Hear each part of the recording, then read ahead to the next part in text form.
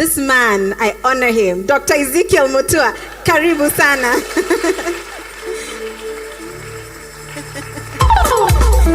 Thank you. Praise the Lord.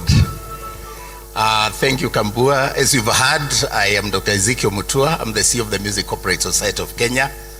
I know a lot of you associate me with my previous job, where I was the CEO of the Kenya Film Classification Board. And I used to be very tough on the media. I don't know where Sam placed me then, but at least I know we are friends. The media nicknamed me the moral cop. And ideally, what we're doing was to try and align the things that we watch and consume from the media to our values, including what Larry is doing, just the values of saying thank you. And the whole process was to try and get our ideologies, our way of life aligned to good things, especially with the advent of with the coming in of social media and an environment that becomes so toxic that when a boy and a girl are falling in love, on social media we say mutaachana tu. The culture is to, as my pastor says, everybody has a PhD, pull him down, pull her down. And even people are succeeding and the amazing people are here. And I'm so glad to see my brother Ferdinand, and we were here last year, we celebrated you in absentia. That culture of just celebrating the best of us and wishing each other well and supporting each other.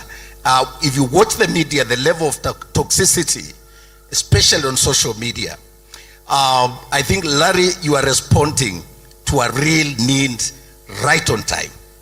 If we can get more of this and realign our values and recalibrate our moral fabric and decide to do it, not to wait for the government to do it, but ourselves, I think this country will be a better place. So when I saw this and Larry called me, I was in a very difficult place myself. Last December was pretty tough for me. It was so tough that I had to bury my dad when my son's body was in the morgue. This is my firstborn, 26 years old. 4 days to the burial of my dad. My dad was 111, so when he died, we were actually celebrating life. And it was all over social media and mainstream, and we were celebrating life. 111 is pretty an achievement. I think last time we held an event with Reverend Tony Kiyama at KICC when I was launching a book, my dad came. And so when he passed on, we were celebrating. Just a few days to the burial, my son died, my firstborn, with all the dreams. And I remember in one of the funeral meetings, a bishop called Mwaura, who was leading the service, started a song that amefanya maajabu na siwezi kueleza. And myself and my wife and the entire family, we thought it was the wrong song. I wanted to stop it. Amefanya maajabu na siwezi kueleza. We have 2 bodies we are burying in a week. But God spoke to me in that moment. And the bishop refused, by the way, you know him, he's your friend, Tony. He refused to stop the song. And then it got me reflecting on the goodness of God, even in moments of pain. And at that moment, God told me the only way you can go through this with your family is to kusema tu asante. Just say thank you. Just be grateful. Just thank God. And from that moment, we learned that even in the lowest of our moments in life, there is always something to be grateful for. So I came to say thank you. I came to appreciate. I've learned it has a new meaning to me, that you can thank God in the moment, in your lowest moment, like Job. You can thank God when there's seemingly nothing to thank God for.